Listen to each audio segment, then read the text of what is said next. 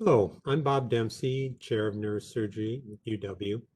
I want to give our COVID-19 update for this week. Today I'm going to talk about COVID-19, the Iditarod, vaccines, virus mutations, special people making tremendous effort for the good of others, and everyday people every day making a difference. So why did I slip a dog sled race in the middle of this? Well, we must learn from everything.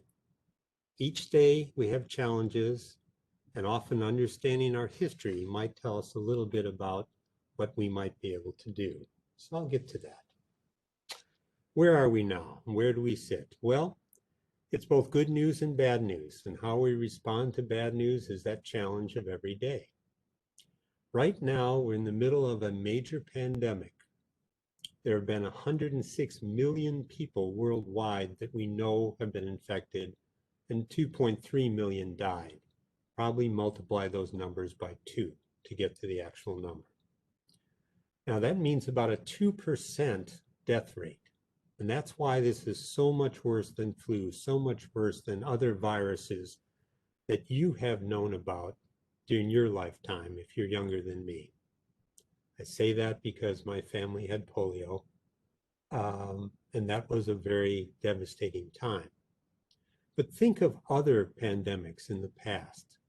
In the distant past, in the dark ages, plague killed 30%. As simple a virus in your eyes as measles, the most infectious virus we know, completely wiped out whole populations at the time of the coming of Spaniards to the Western Hemisphere. You know of the country of Costa Rica. Costa Rica is not named for its beautiful beaches. It's named because when the Spanish arrived in what is now Mexico, they were told of this incredibly rich culture that lived beyond the mountains, Costa Rica. And it took them a couple of years to mobilize their army to go and invade that area as they had Mexico. And when they arrived, everyone was dead because their viruses, probably measles, had spread faster than they could walk there. And when it arrived, this population that had never seen that virus was wiped off the face of the earth. So it tells you a little bit about the importance of a virus that a population has never seen before, and also the importance of vaccinations.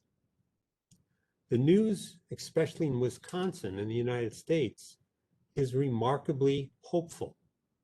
We have seen a marked decrease from the huge surge we had in the summer and in the fall. We're going back to more spring-like numbers. Wisconsin is down to something like 543 cases a day and 572 people in hospital.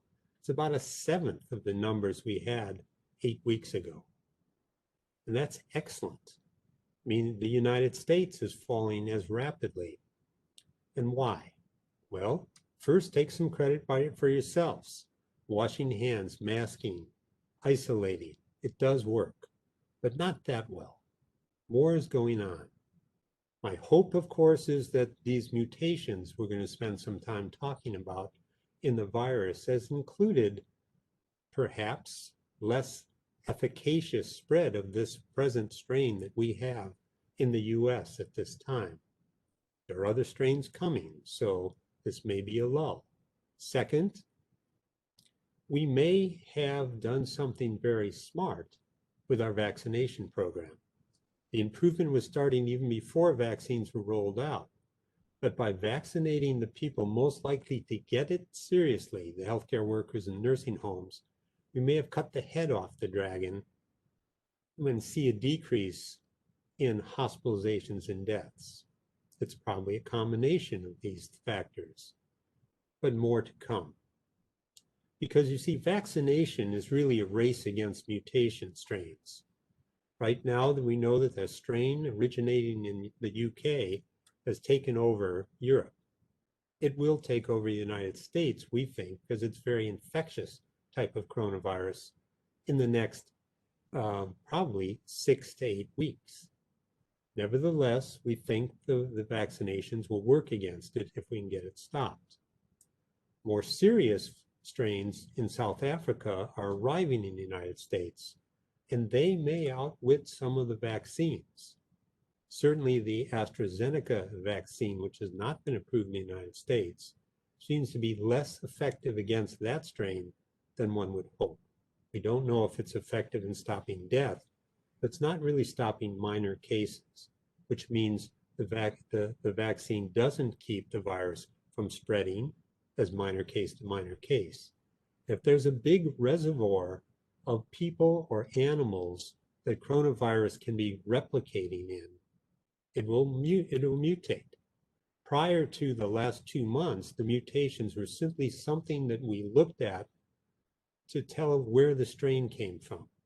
Now, mutations seem to change the spread or virulence of the virus. Now, that's not that surprising because you see, this is an RNA virus. An RNA virus, their replication is pretty messy.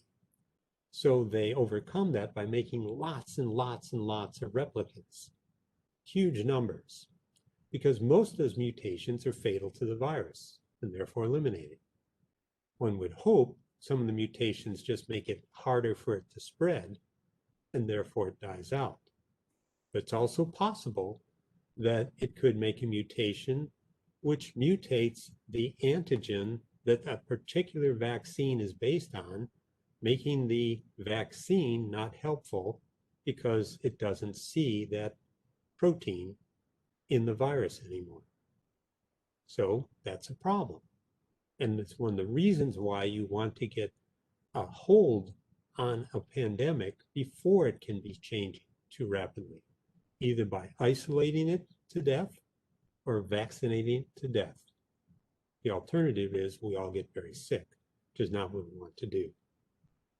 And so what we're learning is that viruses are really Darwin and fast forward, where it may have taken thousands of years for the finches on the Galapagos to change, according to Darwin. Viruses are dividing so rapidly, these mutations can be tried out very rapidly.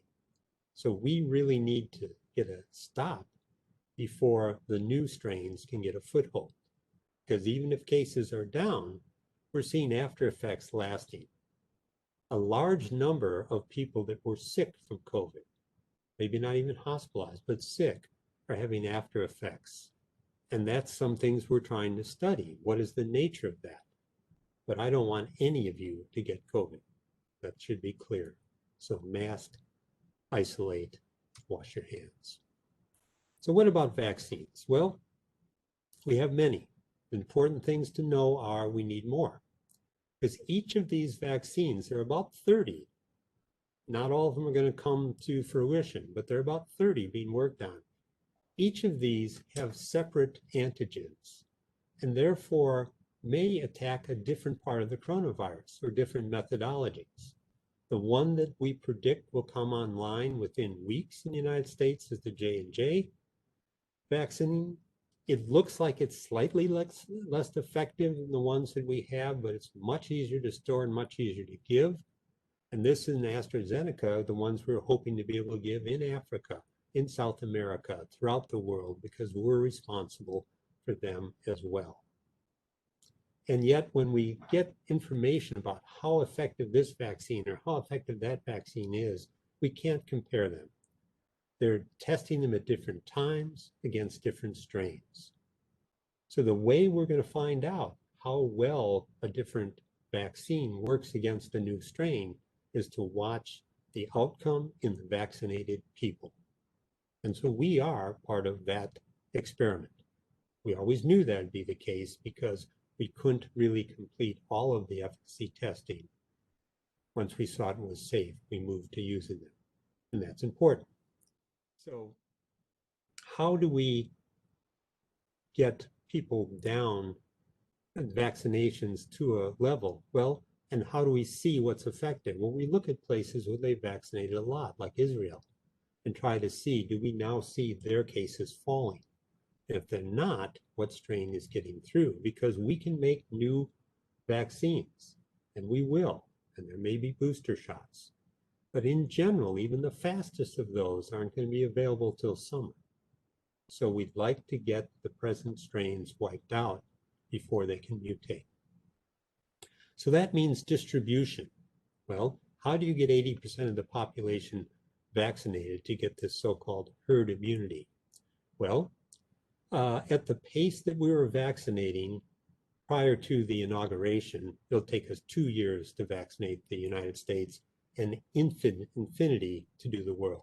Not acceptable. The pace we've done since, in the 3 weeks since the inauguration, the US will be vaccinated in 1 year. It will be faster than that. The reason it will be faster than that is because we can distribute fast. We know we can. The world's record for vaccination distribution for a population the size of the United States was done 8 years ago by the UN for polio. That took them 1 month. So we can do it. And where is the state or states that are most effective? Alaska. Alaska, I mean, that's ridiculous. Totally spread out. How do you get to everybody? They're doing it with planes, snowmobiles, and central centers for mass vaccination. Well, there's a reason they're doing it that way. They have a history with that. And that means the story of the Iditarod. The Iditarod commemorates 1925 when teams of dog sled mushers broke a pandemic, diphtheria pandemic, which is very important to me because my uncle died in that pandemic. My mother remembers quarantine, 40 days isolated in their house because diphtheria was in the house. But this particular diphtheria pandemic hit Nome, Alaska in 1925, January, the middle of a massive storm season. And these children were affected and they were all going to die. But there was anti-serum. Now, what's anti-serum? It's the same thing we're using now, convalescent serum, for COVID virus. And that means that nothing is new under the sun. Know your history. This is a 1910 technology. It's effective, not eliminating, but for treatment. And what they had to do is get this serum from Fairbanks to Nome, thousands of miles. It's the equivalent of going from New York to Kansas City in midwinter over the mountains, 40 below, hurricane force winds, no plane can fly, no ship can go. The only people that could do it were the mushers. And they organized a team of mushers. The average musher took their dogs and dog sled 24 miles and then handed them off. And one phenomenal person, Cepolo, from Nome, covered 264 miles, crossed the ocean twice on thin ice to deliver the serum home and broke the pandemic. So that technique is immortalized in the Iditarod dog sled race to this day. But it tells us that we can do this. We have ingenuity to get it out. What we need is more doses. Okay, and I'll point out how important that is. Well, there are two things. We need more types and different types of strains and methods that they made them because they'll have different antigens. So the J&J, Johnson & Johnson vaccine, about 80% effective for what strains we see here now, will probably be approved within a week to 10 days and available next month.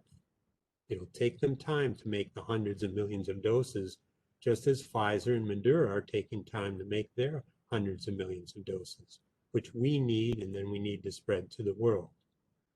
To give an example of this, we need to use national emergency powers the president has and has instituted to cause pharmaceutical companies to make the doses because we can get them out. To point this out, right now UW is trying to give vaccinations to their patients over age 65, the highest risk group. We have 30,000 people scheduled for vaccinations. We have been allotted 3,000 doses. That's wrong. We need much more. We take care of 5.5% of the people of that age group in the state. We've been given 1.8% of the doses. That will be corrected, but this is what we have to do. We have to make more.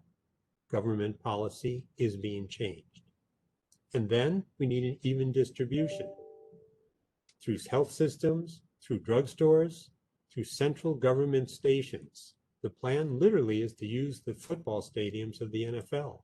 They're not using them, and they're open. They've donated them in the National Guard to bring out that. So as a result, right now, 10% of the United States has received one dose, 3% have received two. Well, 60% of Israel has received both doses. So what does that mean? This new mutant will take over by late March. South African mutant is in 3 states, 1 or 2 cases. But not all vaccines may be as effective against them. We have to watch Israel to see what's working, what isn't. And we have to start preparing booster shots now for modifications, especially a modification that might be more virulent. This is not a time to relax. What our plan is healthcare workers in direct contact with COVID patients first. We have vaccinated 90% and offered it to 100% of our employees in that position. Next has been nursing homes. We've taken care of that. Our other institutionalized patients. Next is high risk older by age. That's the most reproducible risk, more so than most any other medical condition. So we're doing that by age. Next would be teachers and essential workers, which is defined differently in every state, but it looks like it's going to be people that are EMS people, people that are teachers, and some industries which are special to that state for that state's economic possibility. The rest of us, everybody, no time to relax. Get vaccinations when they're available, mask, wash hands, isolate, but continue to look out for others by the way we take care of each other. Where does this put us? Well, I predict a huge increase in vaccinations in the spring. We finished the high-risk patients in winter, the moderate risk in spring, and the general public in summer. I'm confident we can do that. As long as we keep making the doses, we'll get them into people. If that is true, we will see a continued drop in hospitalizations and deaths because some of these viruses seem to be able to colonize people, but not make them sick. And of course, that's why we must continue to mask, isolate, and wash hands because of that possibility that vaccines may just keep you from getting very sick, but it could still spread and could still spread to the unvaccinated. We have a responsibility there, just as we have a responsibility worldwide. Those asymptomatic or reservoir cases can be a source of mutations. So that's a reason why we may be seeing booster shots. This spring will tell us just how effective the vaccines are. Watch the hospitalization numbers, watch the numbers in a country like Israel, and we'll watch the strains and mutations. Usually mutations are not that successful. They usually weaken a virus. So we have to see how the vaccinations work against these South African mutations. I'm very hopeful, but I also know we might need boosters. So where are we now? We have done amazing things during the pandemic. The nurses, the people who clean the patient rooms, they've done the most. All of you have done tremendous things. And part of it is by safely continuing your important medical work.